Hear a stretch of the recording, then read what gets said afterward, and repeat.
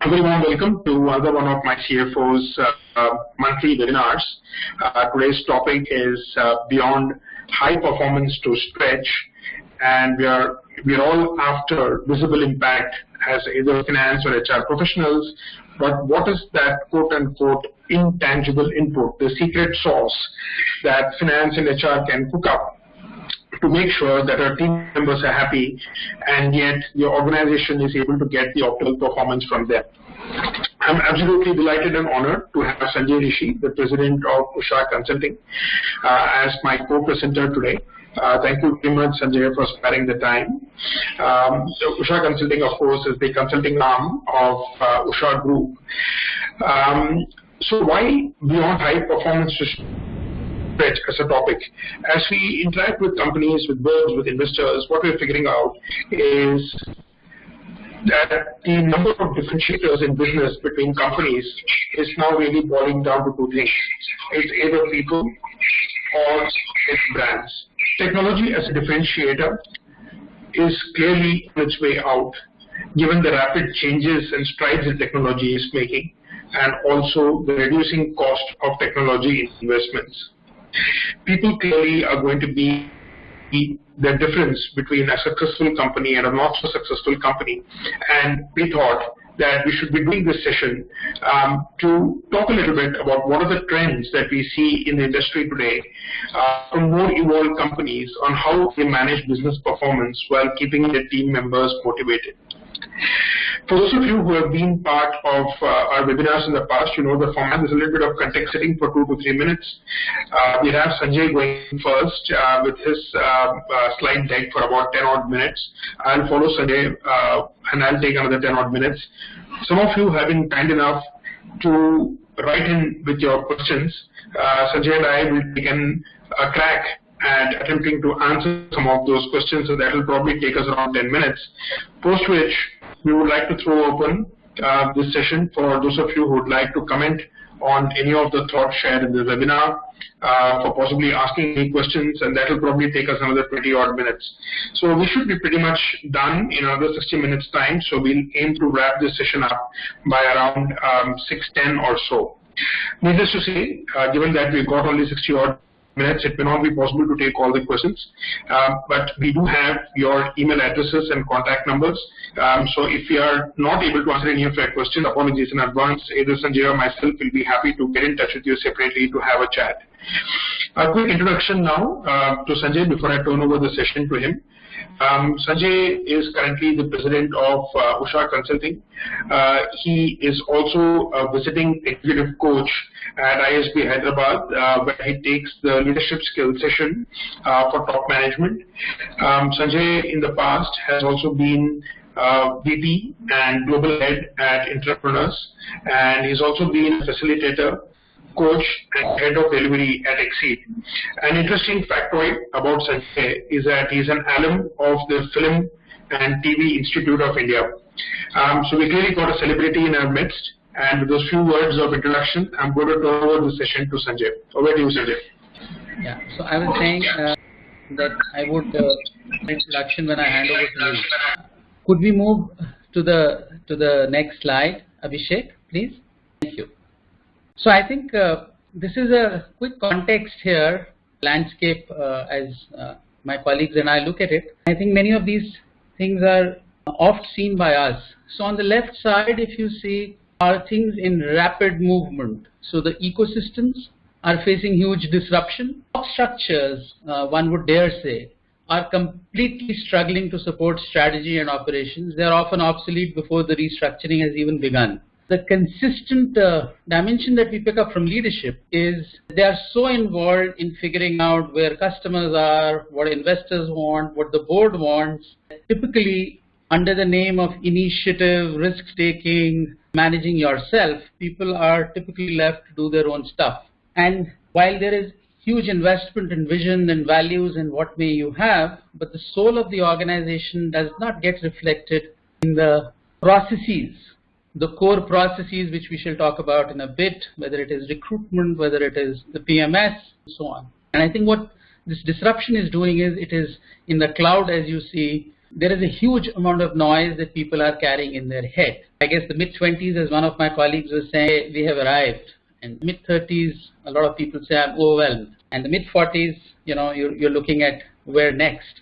So I think these are the conversations in the mind, and this is how the context is impacting the conversations. And this is where organizations today are actually saying, stretch and give us more. Right? Could we move to the next slide, Abhishek? When we look at exploring high performance, I think the way we've clustered these questions, and since we are all speed readers, I won't read out every line, but there are 3 clusters here. And typically the first cluster of 3 bullets is aimed at me, the manager, or me, the leader. Right? And I think it's important to ask ourselves, do we have a definition for high performance, and do we believe we are high performers? And I think that level of self-examination, that level of brutal candidness, if I may, is oft a missing link, and therefore impacts role modeling. I think the second cluster and then the third speak to translating my definition of high performance for my team into how we define it, how we assess it, how we encourage it through processes.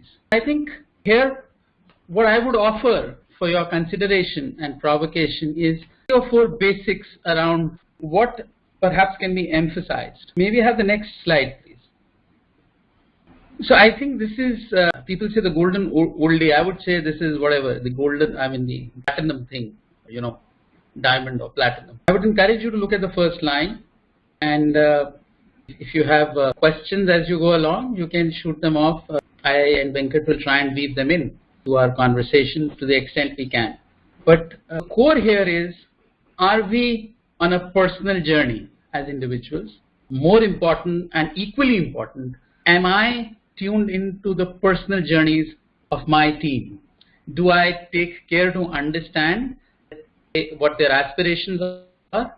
Or am I just looking at a set and a task set? In our experience, we find disconnect very often missing, ironically, at a time when a lot of investment is going into career development, so to say. So I guess what is missing is the authenticity of the connection the manager has with his or her team members. May we have the next slide, please?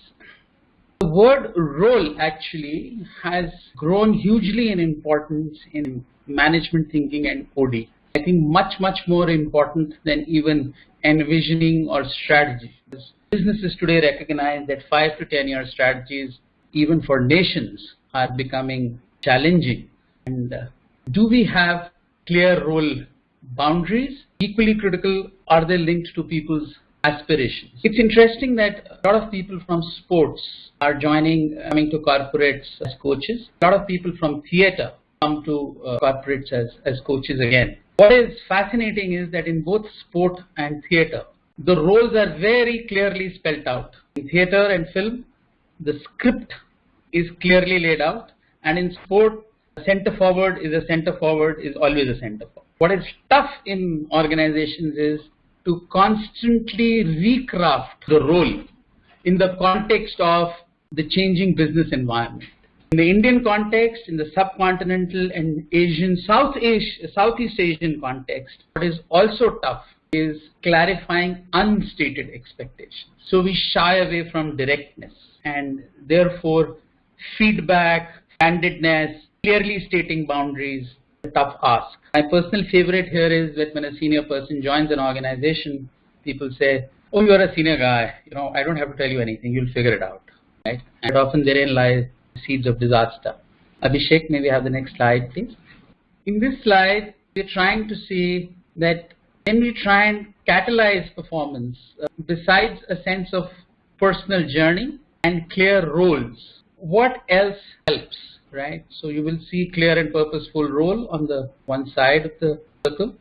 You will see career and not just KRA, right? I think there are 2-3 interesting points here. One is there a place for me to express myself? And perhaps that's why a lot of not only young people, but mid-career transitions in 30s and 40s are taking place, because in the vastness of organizations, people are not feeling heard, right?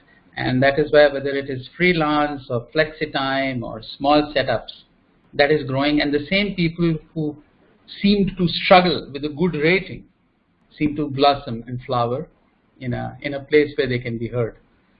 I'll leave you all to draw your own meaning from some of the points, but the two other things which become critical are, one is challenge and accountability. This duet needs to go together.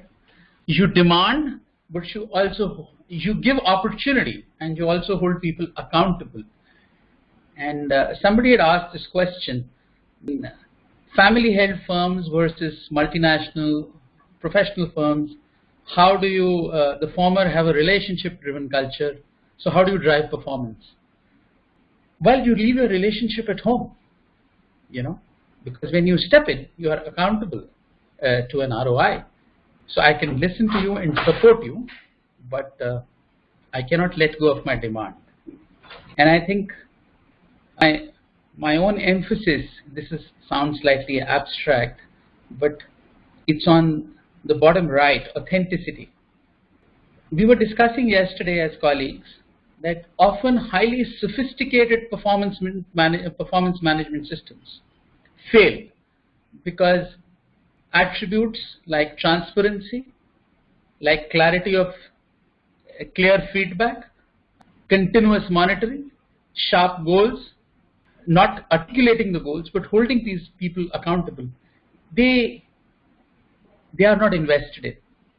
And very often rudimentary systems succeed because the intent of authenticity is very high, and that's where entrepreneurial organizations often score over so-called professional organizations. I think one last point on this slide is the outsourcing of people management to HR by line managers. I did a lot for you, my friend. I fought for you with HR, but this appraisal process, it's the black box. I don't know what happened. It's time that HR helps line managers reclaim that abdicated position in many organizations. Last slide, please. Venkat was asking me to clarify some of the hows. In my own personal experience, my own struggle, what we see across organizations, regardless of size, pedigree, status, what have you. So the core pivot, and I was discussing this one with a close friend and client this morning, is do you have a regular connect with your people? So the monthly one-to-one is a commonsensical, old basic, as old as in cricket you say, you miss catches, you lose matches. So as I was discussing with somebody just this morning, that if you have authentic one-on-ones where you are doing what has been stated on the slide, 12 months later, your appraisal is not a surprise. It's actually done.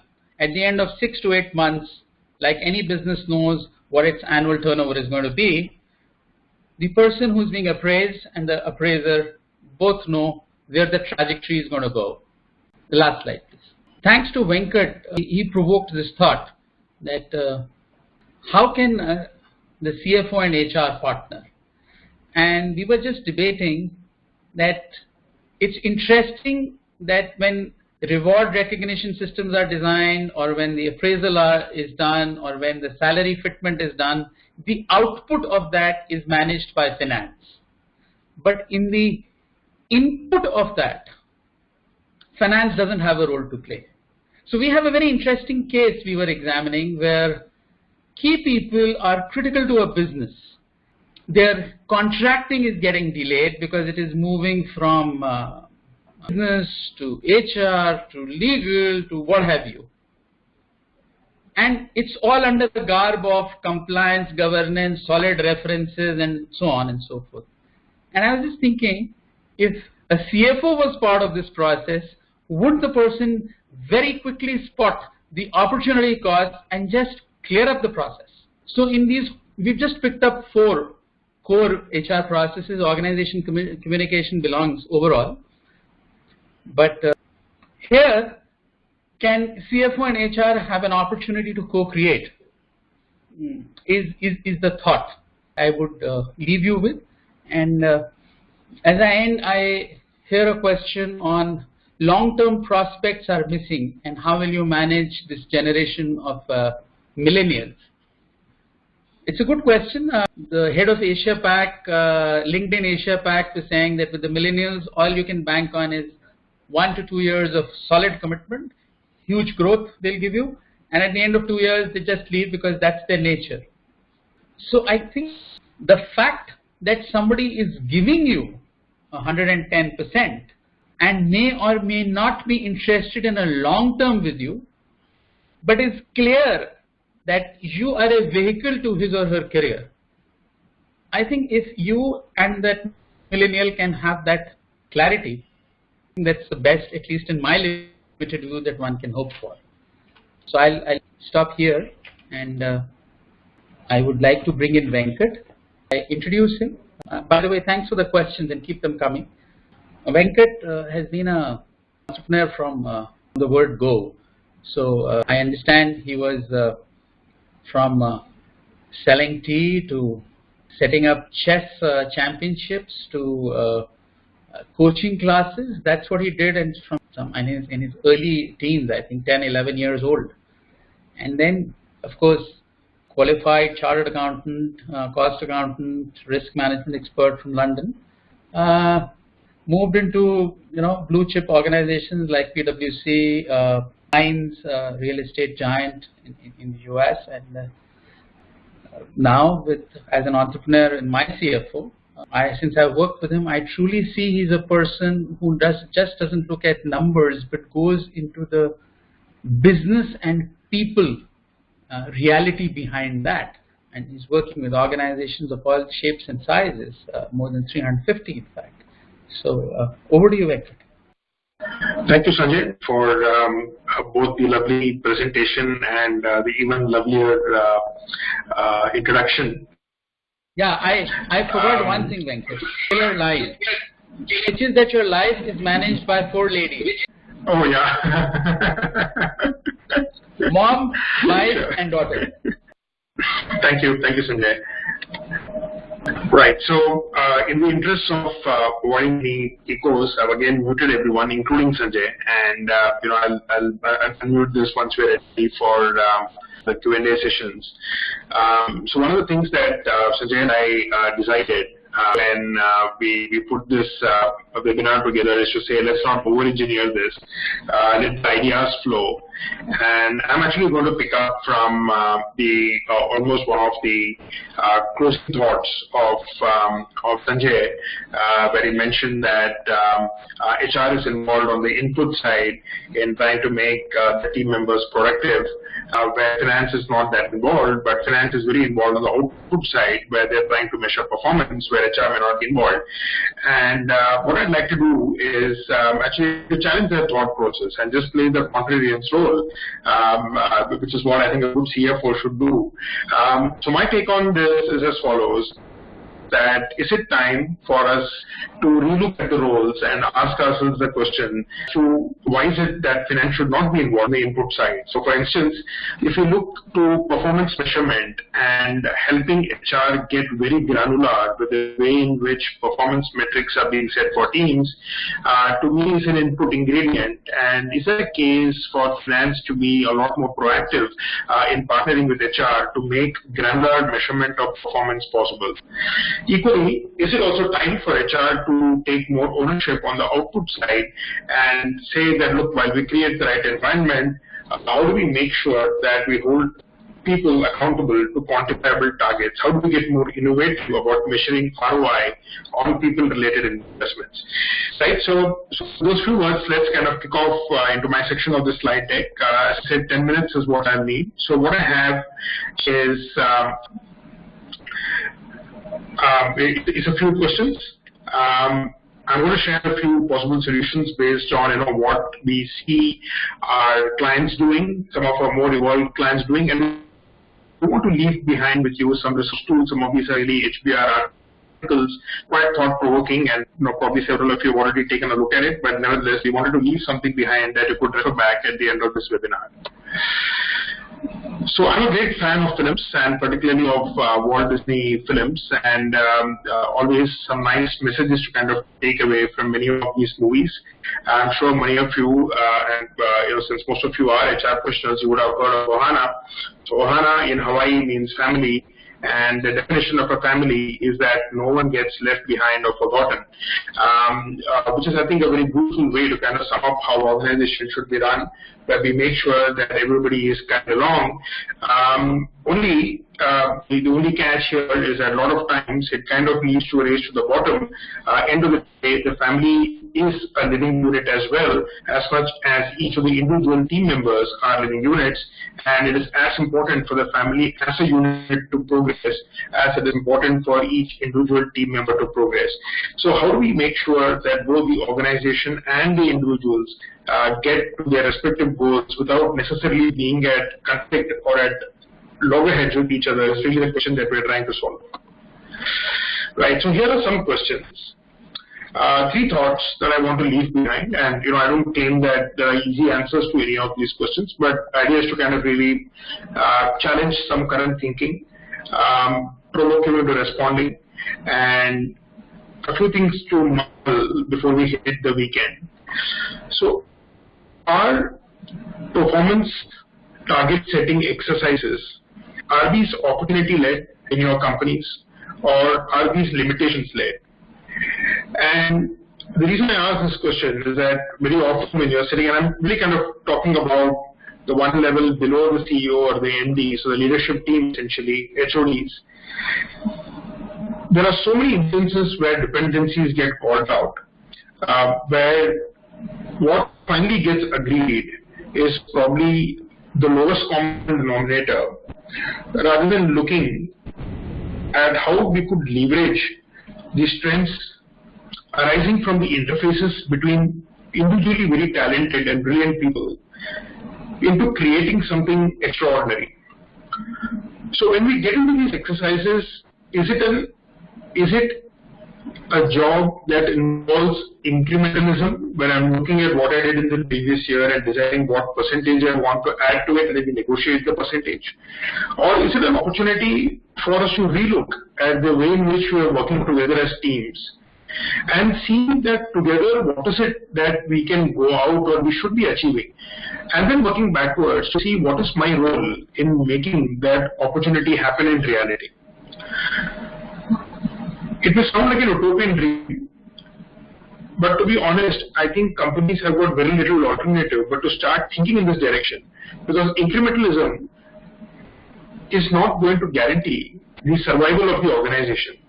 The growth of the organization is really going to come more from an opportunity-led thought process. So the question for all of us as finance and HR professionals is, how does one change this DNA within a company? How do we do away with incrementalism and start to look at an opportunity-led thinking when it comes to target setting exercises?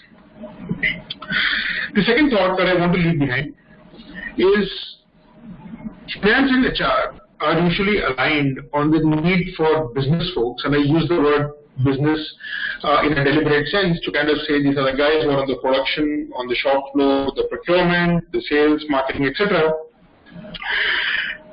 Guys who are perceived to be creating the maximum impact for the company. HR and finance are usually aligned on the business folks. We say yes, they need to be aligned to the company objectives. But are finance and HR aligned between themselves on how to achieve this alignment with the business? And again, when we ponder about this, my sense is that HR and finance typically talk at the time of budget setting exercises, and I'm taking a very critical look at my brethren here in the finance community. We are very happy if we send out a spreadsheet to the HR guys, and the HR folks come back, they add the number of hires you want to make in this year, you put down a percentage of inflation for increment, the spreadsheet comes back, the budgeting exercise is done, and I'm happy as a finance guy. How do we change this thought process, and how do we get finance and HR to talk more to each other? How do we get conversations going where HR and finance are partnering to figure out as to what is it that we require from each of the key performers in the company, and how do we make sure that these people get there. In some areas, I recognize that finance will have almost no input. Maybe on the engagement side, there is very little that finance can do. But on the comp structuring and reward structuring side, isn't there a case for finance to be a lot more proactive and innovative in partnering with HR to say, how do we get people aligned to what the organization objectives are? So therefore, is it adequate for us to be talking once a year, or is there a case for us to be talking more frequently? The third question that I want to leave behind is whether the reward and recognition structure that finance and HR agree and implement in an organization, is it something that we feel comfortable putting out because this is what we have done in the past, this is what we feel comfortable with, or is this what the target group actually needs? And the target group, I mean the employees in the organization that we want to retain and groom and grow. Thought processes are changing. The workforce has become greener, younger. The people who are possibly taking decisions in finance and HR are maybe 10, 15 years older than the average workforce in the rest of the organization, several of the clients that we work, not necessarily always, but in several of the organizations that we work with. So is there a disconnect between what HR and finance thinks will work with the team and what the team actually wants? And Sanjay made this very important point about 2 to 3 years being a completely normal tenure of a millennial in the life cycle of an organization. Now, within that 3 years' time, what is it that I can do as an organization to get the best out of my team?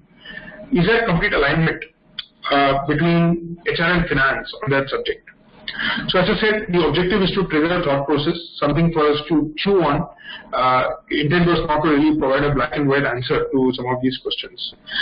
Moving on now to some of the solutioning aspects, and the reason I thought I'd spend a little bit of time on this is to say that, okay, at the end of this webinar, is there something that you can possibly take away? Maybe not copy paste, but in some modified shape and form, can you actually implement it in your respective organizations?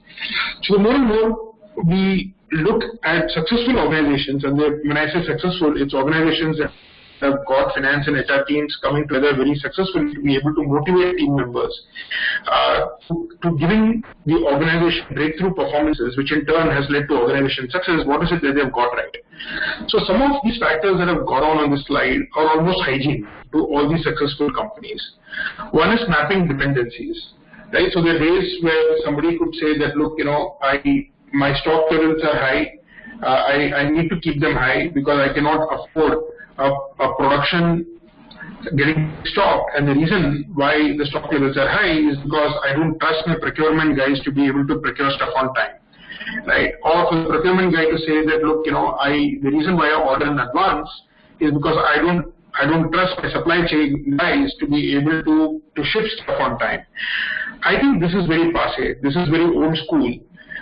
Most successful organizations have moved well beyond this point to be able to say that if I have to hold you accountable to your KPIs, it is but obvious that the achievement of your KPIs is going to be dependent on somebody else doing something for you.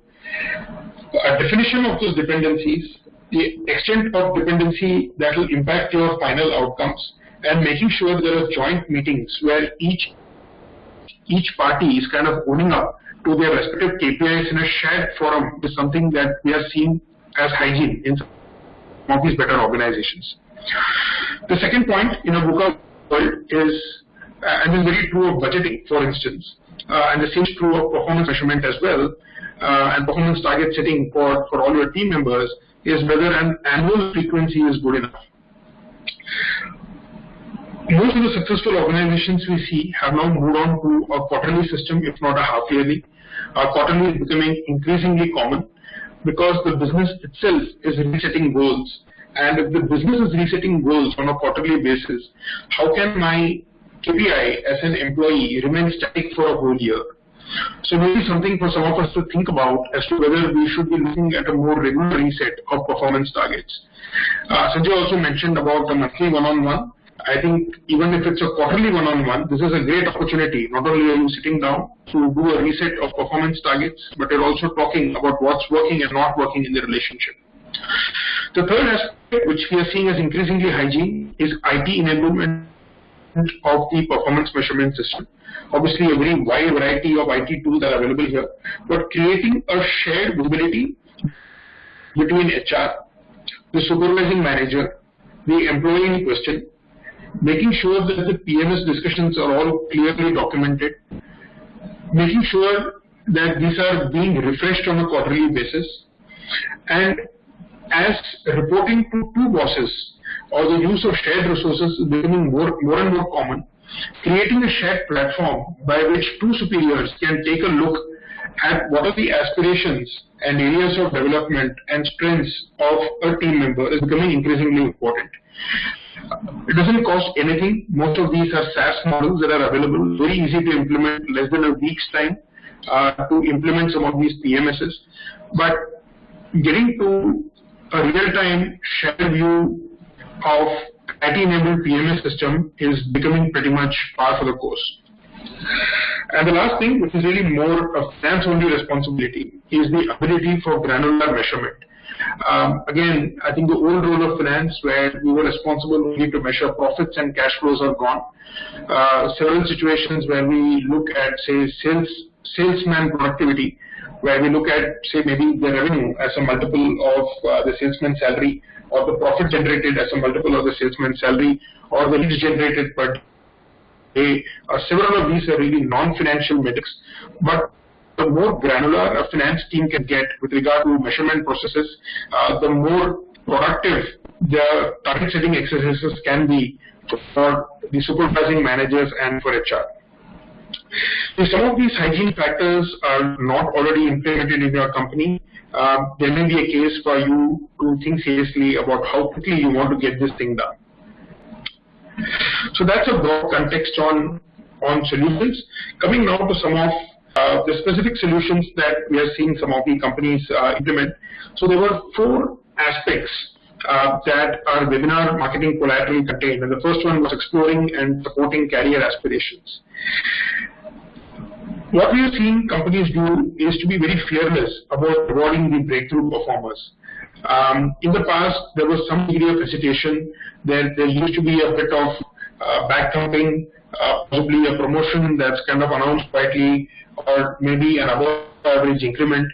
But we're seeing more and more companies that are becoming a lot more louder about the way in which they are communicating the rewards being given to breakthrough performers. I think what used to happen on the negative side, where sometimes examples used to be made of somebody who has done something really bad and they're asked to leave the company, we're now seeing the same kind of noise being made on the positive side, where good performance is being highlighted a lot more aggressively as compared to what was being done in the past. The risk, of course, is that it may end up leaving a few other people in the peer group somewhat alienated, but it looks to me like HR departments and CEOs are kind of taking that risk on and saying that let's be a lot more forthright and articulate about communicating the good work being done by top performers. The reward gap, the recognition gap, therefore, between the top performer and the next tier of performers is therefore increasing. So the delta, which was probably 15-20% in the past, today the delta is maybe around 50 to 60%, and companies are not being apologetic about having this large delta. The idea obviously being to kind of hold these people as examples and encourage others to follow suit. The second objective of this webinar that we had communicated was how can the HR finance partnership help in articulating and setting role expectations more clearly. We are increasingly seeing companies making a very clear, deliberate, conscious effort to restrict the number of KPIs only to 4 or 5, not exceeding 5. And even these are being articulated in the form of smart outcomes and not activities. So if it's a measurable result area that is being clearly called out, that's what most companies are moving towards. Hard work, I think, deserves good words, but most organizations are now going well beyond that to say that if the impact is not delivered, then that performance really kind of doesn't count too much. That intent itself does not really count too much. We of course still see companies that probably have 15, 20 items, and in fact, we haven't seen cases where the weights that are attached to some of the KPIs are as low as 2% or 5%. I think clearly a very right case for a very confused employee if he's going to be left with 15 to 20 KPIs to manage.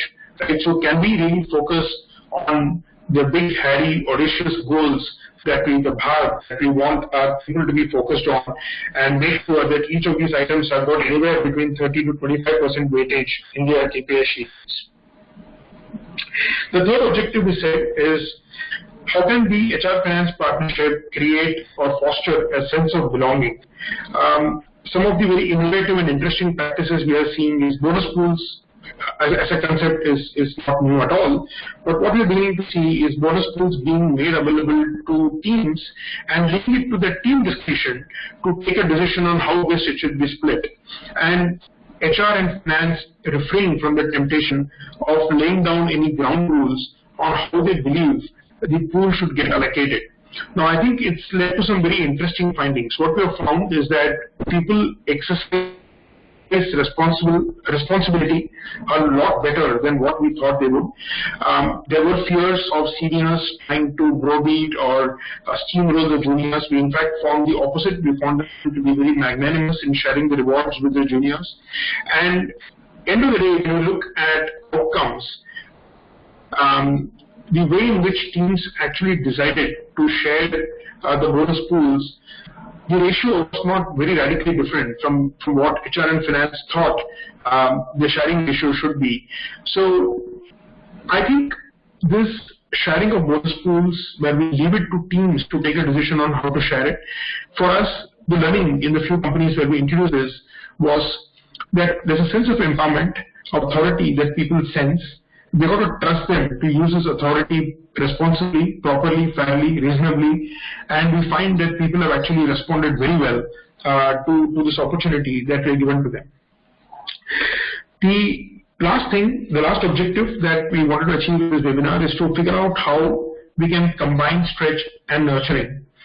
Again, a good practice that we see in some other companies is to have a clearly articulated policy of saying that promotions, apart from coming through the regular means of percentage increase in salaries and designations, etc., will really come in the form of opportunities to lead many initiatives within the company. Now, these don't have to be full-fledged departments, but this could simply be small initiatives that can range anywhere between a month to 6 months. But the fact that in addition to the regular jobs, people also have an opportunity to lead small initiatives on their own, decide on their teams, manage small budgets, and most importantly, giving them an opportunity to work with some members of the leadership team whom they truly trust and admire, works wonders. Doesn't cost anything, but we have found that team members warming up very well. And again, most of this is in the context of motivating some of the younger team members, high potentials, to give good performance on a consistent basis. So we want to use some resource tools, and there are three specific articles. All of these are from HBR. Reinventing performance management. The second one is on maximizing return on people, slightly dated one. This is from 2007, but I still think extremely relevant. And the second one, of course, has got a very strong finance lens on it. And the third one, which I quite like, is really a case study on a company called Spotify. And the case study talks about how Spotify balances employee autonomy and accountability. We'll be sharing the slide deck with you at the end of the presentation. So, you'll have these links with you. You don't need to bother writing it down. I hope these links will be useful to you as weekend reading and for ongoing implementation in the company. Right, so that brings us to the end of my presentation. I'm not going to say which among HR and finance is Pandit Bhimsen Joshi and who is Dr. Balmurali Krishna, but suffice to say that both are masters in their own right. I'd like to wish, on behalf of both Usha Consulting and MyCFO, all the very best and all success for your own HR finance jugalbandi. We will be very happy to take questions. In fact, I can see that there are some questions that have already been posted. So before I jump onto that, if I may ask one question to Sanjay. Sanjay, in your role as a consultant to several companies both in India and overseas, is there any one example or case study of a good practice of how HR and finance have come together to create sustainable enterprise value through good employee performance? Is there any example that you would like to share? Frankly, Venkat, as I reflect back, I can only think of a couple of examples where the finance head has also been the business head, and in that combination, they have he or she has worked together with the HR head. There has also been a scenario where business head has come in from a line role and taken over HR, and therefore has brought in a business view and tended to partner with finance. But to be honest, I haven't seen classic CFO CHRO partnership, and that could be also limited by my own experience. But the best definition of performance and exceeding expectations I heard was when I was in NIIT from this line manager who came on as HR head. He says, "Why are you guys giving everybody excellent ratings when they are meeting targets?" He says, "You meet targets and that's why you earn a salary. It is only when you go way beyond targets that you get into exceeding expectations." So I think that kind of thinking, interestingly, gets siloed, and that's my response. Thank you, Sanjay. There's one more question here. So thank you folks for writing in with your question. And the chat box is open, so please feel free to type in your questions there. So one question that we have is in family managed businesses, relationship-oriented culture, where most managers are from the family with modest education, how does one drive performance orientation? That one's for you, Sanjay. I think in a different way also it had come earlier. I think it's a combination of the following. One, is there a shared view of where the business is going in whichever way, whether it is a sophisticated strategy or whether it's a simple, we need to double or triple. I think the second thing is, and that is the crucial thing, it's the head of the business. So if you see the foundation which was laid down by Aditya Birla and the way young, untested at that time Kumar Mangalam Birla took on, right, and built on that legacy, I think it puts the vision and say that has to come first. If the vision of the organization and the founder or the owner or the head is loyalty comes first, or I need to provide for everybody in the family, then whether you are relationship oriented or not, performance will get diluted or influenced. I think clarity and commitment to direction and the emphasis from the head of the business. Okay, thank you. So I've got a question here for me from Shini, and the question is whether the rating or grading system would actually reduce engagement and whether it would result in demotivation of employees. So not necessarily, Shini. I think somewhere a lot of this really depends on what's the kind of culture that senior leadership and management wants to drive. So if the leadership is clear that an objective performance-based system is what will drive career progression and reward mechanisms within the company, the decision is taken and it's got to be communicated objectively, fairly, repeatedly, consistently to the team members. So as long as there is objectivity and advance intimation about how people are going to be judged, at least from my experience, I haven't seen people getting demotivated. I think the reasons for demotivation are badly implemented performance management schemes or frequently changing goalposts or inability of line managers to explain the ratings that they have given without proper examples or illustrations. Those are the things that that end up demotivating employees. So I think probably the fault is not with the rating systems themselves, but possibly with the way in which these rating systems are actually implemented and run within companies. Okay, there's one more question here, okay, this question is to me as well, where the question is the people who have got a long-term tenure in the company, they end up with high salary and they have no fire in the belly and a sense of complacency has in and they refuse to take more responsibilities. So how do you deal with that situation? Okay, again, as I said, it's about what is the DNA of the organization and what's the tone at the top.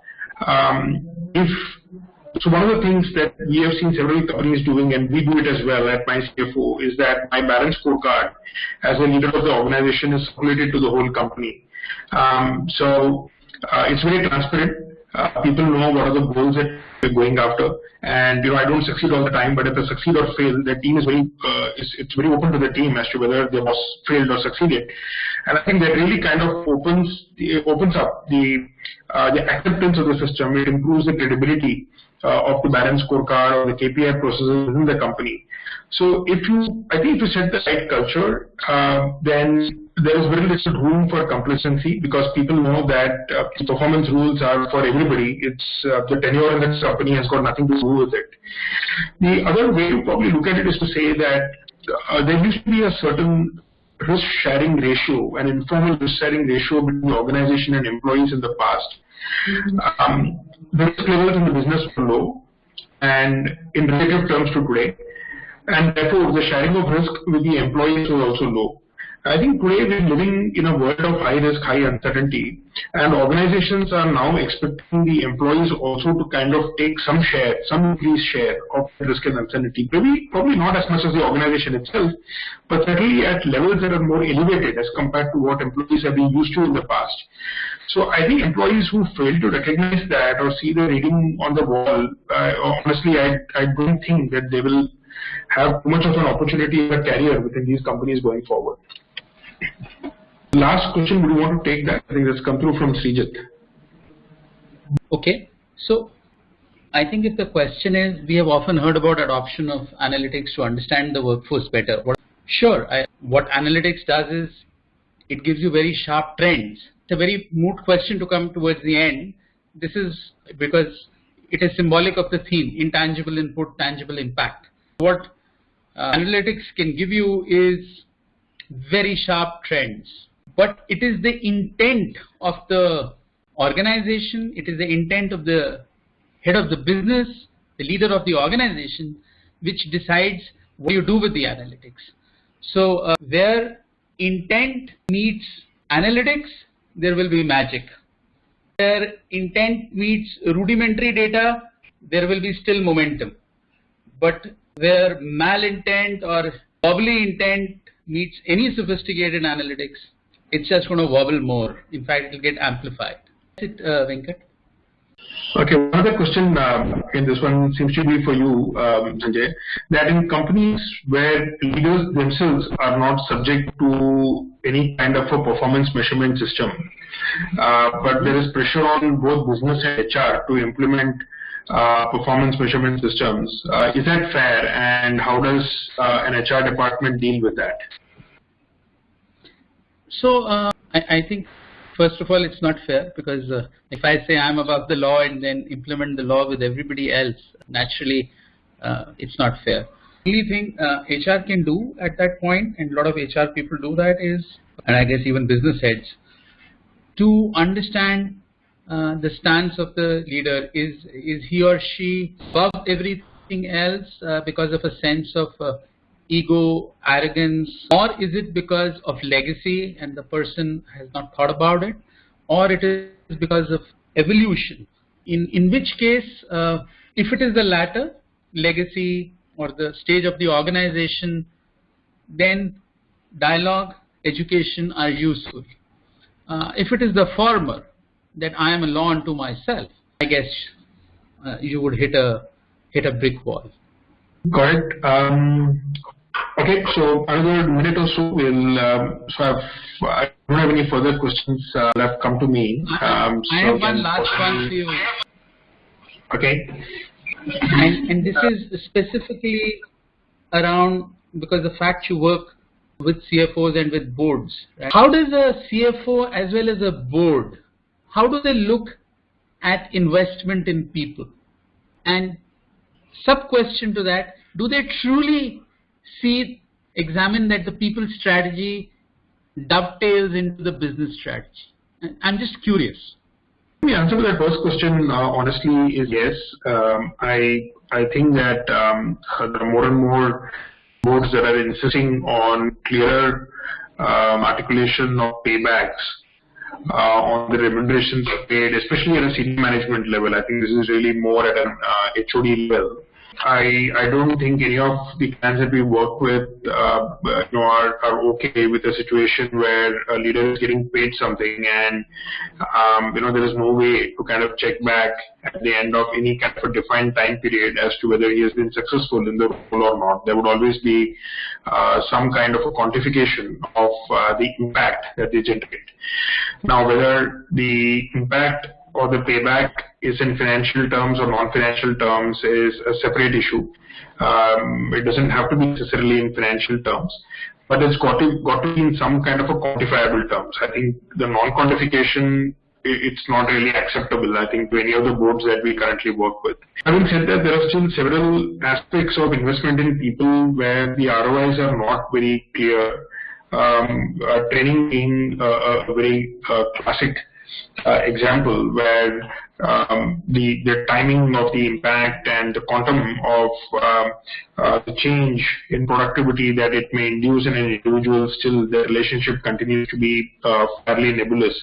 So there are, I think, some areas where the finance folks still struggle to kind of come to this on how to measure some aspects of HR investments. But I think broadly, for most of the larger costs like salaries, I think there is now an expectation that there would be a clear payback. I think benchmarking tends to be available for most industries. So it's not as if companies are shooting in the dark, and if not anything else, there is at least benchmarking for the same company across dimensions of time. So you can always look back at the past data and see what kind of performance metrics people have been held accountable to in the past, and what these metrics should be going forward. Thanks, Venkat. Thank you, folks, very much for joining us. Sanjay, would you like to propose a vote of thanks? Yeah, I think thank you for staying with us, especially during the first 10 minutes of technical excitement, and for all the very helpful messages on we can hear, we cannot hear, right? Very, very useful. I think more than that, I think the sharpness of the questions which came on behalf of Venkat and myself on MyCFO and Usha Consulting. Privileged to have you all with us, and I hope this in some small way helped in your own thinking. Have a good evening. Thank you.